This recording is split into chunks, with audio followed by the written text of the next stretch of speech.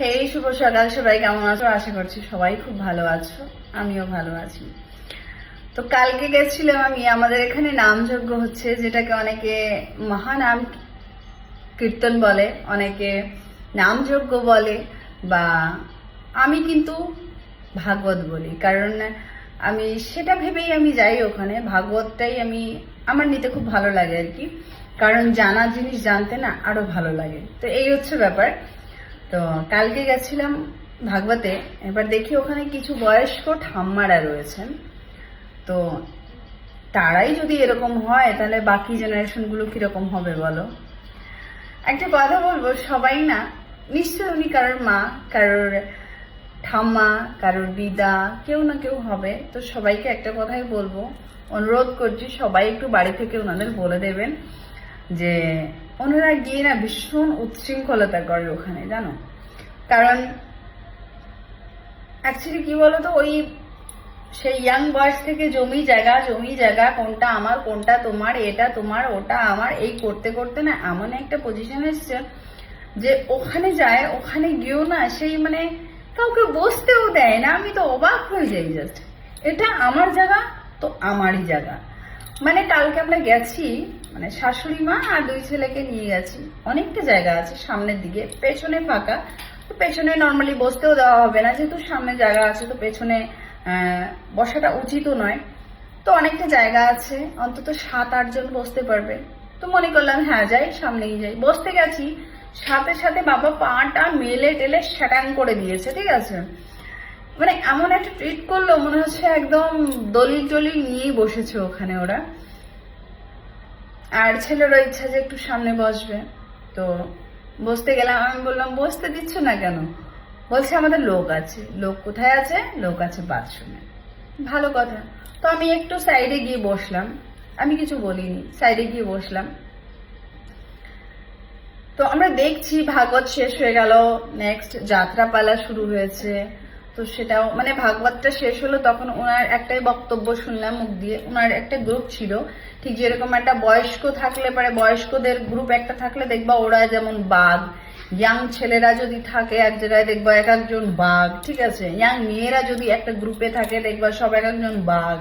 তো ওরা বাঘের মতো ছিল এক একজন। ভাষা শুনে তো অবাক হয়ে গেলাম। বলছে বাবা মাথা কান খেয়ে ফেলে দিল, কখন যে যাত্রাটা শুরু হবে ভাল লাগতেছে না, ঠিক আছে, যে কখন যে শুরু হবে, এ ভালো পায় না বলছে, এরকম আর কি বলছে, যে ভালো বলে না। এর পুরো নারী নক্ষত্র এর এ ছিল, ওর ও ছিল, ওর পিসির নাতি পুতি, ও দিদা ঠাম্মা সব একদম পুরো আগাগোড়া থেকে শুরু করেছে, নারী নক্ষত্র বার করছে। জাস্ট হাসি লাগলো এই কারণে, যারা কৃষ্ণকে চায় বা পেতে চায় তারা দেখবে একদম ভেতরে ঢুকতে চায়, কৃষ্ণের ভেতরে, তাই না? আমরা সব জানার পরেও ভাবি তাই তো এর উৎপত্তিটা কি করে হলো।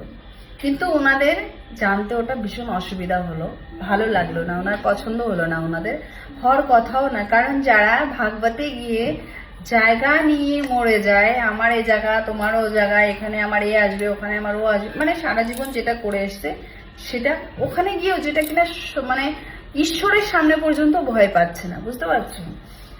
তো ওই করছে। দেন যাত্রাটা শুরু হলো, ভীষণ ভালো লাগলো যাত্রাটা, মীরাবাই যাত্রা। হয়তো জানেও না ওনারা যে মীরাবাইটা কে। অর্ধেক হতে না হতে বলছে বাবা মাথা কান খেয়ে ফেলে দিচ্ছে, কি চেঁচামেচি করছে, ভাল লাগতেছে না ভাল লাগতেছে না, চ চ চ সবট সবট, দল নিয়ে বেরিয়ে গেল। আমি জাস্ট অবাক হলাম যে এরা বাড়ি থেকে বলে এসছে ভাগবত শুনতে যাচ্ছি, বাড়ি থেকে বলে এসছে যাত্রা দেখতে যাচ্ছি। এরা দেখলোটা কি? জাস্ট অবাক হলাম। খালি খালি পা মেলছে বসছে, পা মেলছে বসছে, এখানকার জিনিস ওখানে, ওখানকার জিনিস ওখানে, নিজেদের মধ্যে গল্প করা, এই তো শুরু করেছে। সুস্থ তো নেই, খালি ওই কেউ বসে না যায়, কেউ কাউকেই জাস্ট বসতে দিচ্ছে না। সত্যি অবাক লাগলো যে সত্যি কি বয়স হলেই জ্ঞান হয়? ওদের হলো না কেন? ওরা কেন বুঝলো না যে ওই আসরটার মধ্যেই শ্রীকৃষ্ণ বসে আছে? আমি যে কৃষ্ণ মুখ দিয়ে বলছি, আমার বাক্যের মধ্যেই কৃষ্ণ আছে, কেন বুঝতে পারে না? কৃষ্ণ যে ওখানে মঞ্চে এসছে, মীরাবাইয়ের যে কৃষ্ণ আসলেন, উনি যখন কৃষ্ণ আসলেন তখনও কেন দর্শন করতে পারেন, মানে ওনার ভেতর কৃষ্ণ কি খুঁজে পেলেন না? কেন কেন জায়গার মধ্যে পড়ে থাকে? ওই জন্য দেখো না, শেষ পর্যন্ত কিন্তু শ্রীকৃষ্ণ ওনাকে বসতেও দিলেন না, নিয়েই চলে গেলেন, মানে জায়গা থেকে তুলেই দিলেন। কি লাভটা হলো? আর যাদের বসতে দিচ্ছে না, আমি হই বা অন্য কেউ হোক, প্রচুর লোক ছিল, তাদের মনটা কিন্তু শ্রীকৃষ্ণ মানে একদম পুরো টেনে ধরেছে যে আমাকে ছেড়ে তোমরা যেতে পারবে না। কিন্তু ওই বয়স্ক মহিলাদের কিন্তু তাড়িয়ে দিলেন, অর্ধেক হতে না হতে। তো এটাই বলবো যে ওখানে শ্রীকৃষ্ণকে পেতে গেছো, চেষ্টা করো তার ভেতরে ঢুকতে। মানুষ কি করছে থাক না, করুক না, কে কোথায় বসলো না বসলো, তোমার যদি মেয়েও থাকে বাড়িতে, তার জন্য অপেক্ষা করছো যে এসে ভাগবতটা শুনবে, তাকে যদি শ্রীকৃষ্ণ না ডাকে, তুমি জায়গা রাখার কে বলো? জায়গা রেখে কিচ্ছু হবে না। কত জনের ছেলেদের জন্য বাবা মায়ের দেখো কত কত সম্পত্তি রেখে যাচ্ছে, 300 বিঘে 400 বিঘে জমি কি 200 বিঘে জমি রেখে যাচ্ছে, আমার ছেলের ভবিষ্যৎ হবে। সেই ছেলে কি করছে? তুমি মারা যাওয়ার পরে মদ গাঁজা জুয়া খেলে খেলে জমিগুলো বিক্রি করে করে এই করছে। এই হবে জীবন? কি দরকার আছে? শ্রীকৃষ্ণ যদি ডাকেন বাড়ি থেকে, তাকে স্থানও দেওয়া হবে, স্থানও দেবে সেখানে। তো এটাই বলবো যে কেউ ওরকম উচ্ছৃঙ্খলতা করো না। শ্রীকৃষ্ণকে পেতে গেছো, বুঝতে গেছো, ওনাকে ধ্যান করতে গেছো, সেটা করো না। হরে কৃষ্ণ, ভালো থেকো। হয়তো জ্ঞান দিয়ে ফেললাম, তবে জ্ঞান নয়, এটা যেটা আমি দেখলাম, যেটা বুঝলাম সেটাই বললাম। কারণ এগুলোর থেকে আমি অনেক দূরে থাকি, এটা আমার পছন্দ হয় না যে আমার জন্য কারো অসুবিধা হোক। আমি যদি দেখি আমার জন্য কারো অসুবিধা হোক, ভীষণ নির্লজ্জ, বিশ্বাস করো, আমি সেই স্থানটাই রেখে চলে আসি। এটা আমার চিরকালের স্বভাব, যে আমি যেখানে দেখছি আমার জন্য কারো প্রবলেম হচ্ছে বা আমার জন্য কারোর মুখ বেজার হয়ে রয়েছে, আমি সেখান থেকে উঠে চলে আসি।